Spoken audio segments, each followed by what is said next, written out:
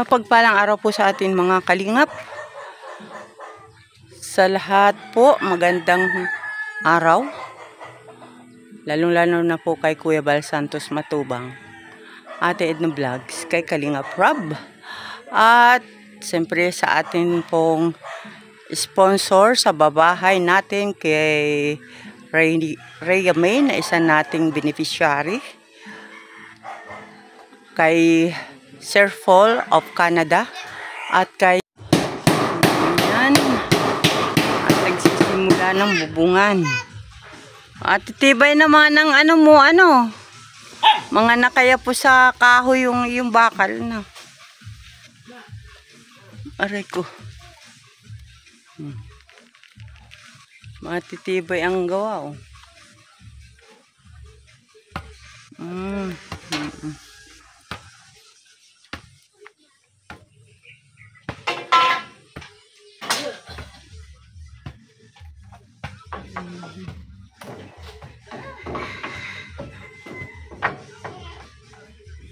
Yan, nagbabayo.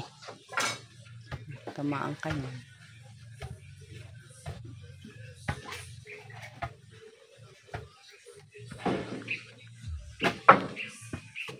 Yan, ngayon po ay day 6 na ng ating panggagawa ng bahay na ito. Ayan. Ito po ang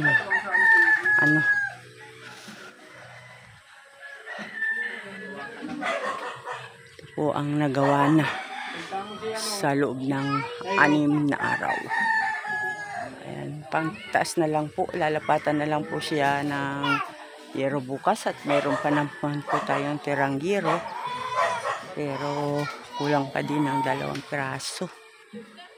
So saka pako, wala palang pako, ayan, kulang pa rin tayo, kaya bukas na lang po uli at kami po ay magpapaalam na. Ayan, yun po ang pintuan ng entrance. At dito po sa part na ito, yung kwarto, 2 kwarto po yan. Ayan. At dito naman yung pinakang pagpasok doon, salas na diretso. At ito po yung daanan dito sa kusina at sa CR. This is Irene, Sir Paul. Thank you so much po. At meron pa naman po tayo ditong siyam na bags ng semento. Maraming salamat po sa inyo at hanggang sa muli po, hanggang bukas. Ang past day 7 na po natin bukas.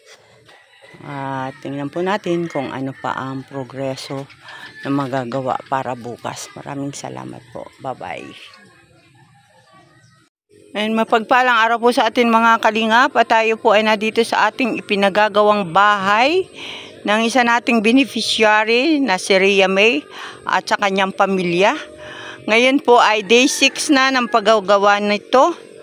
At meron pa po tayong natitirang materialis na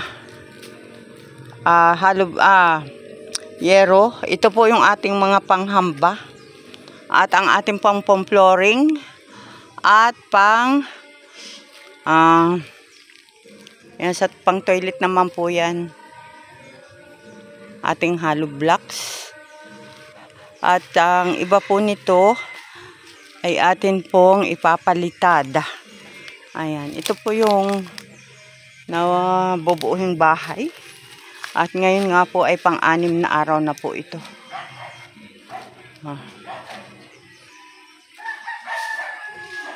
Ayan, nakita po naman niyo yung bubong, blue siya.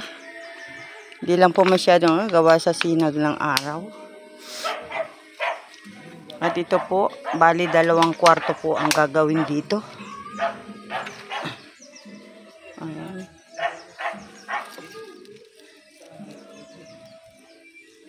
Nakakatakot lumiban, maraming alambre. Baka masabit ako. Ayan po. Ang ano po nito, ang nakatambak po, ayan. May forma na rin po na bubuhusan na lang po ng simento.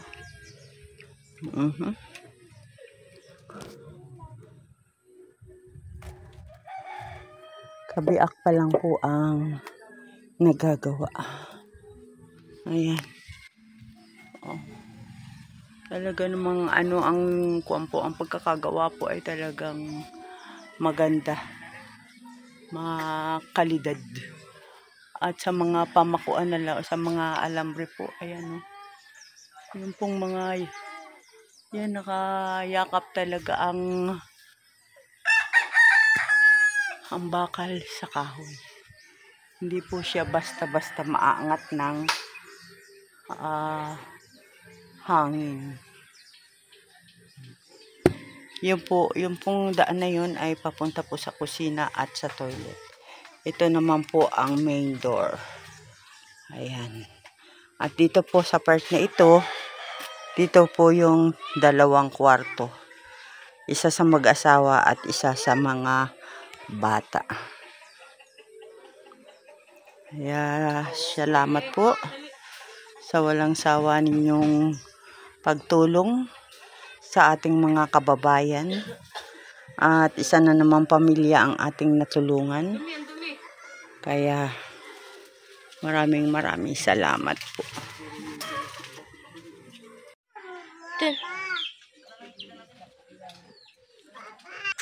Ito po yung nagawa ngayong hapon.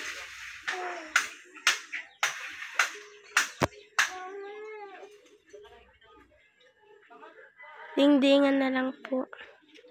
Pasensya na po kasi hindi makakapag-video si Mamita. Masama pa po yung pakiramdam niya.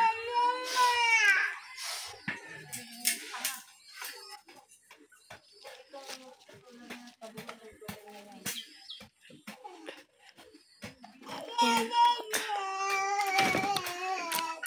Complete na po yung bubong. Diba kasi?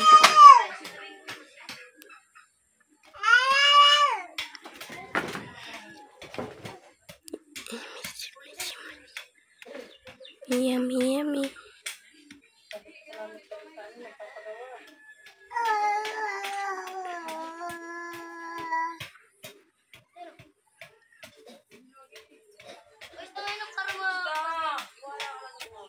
Salamat po kay Tita Irene.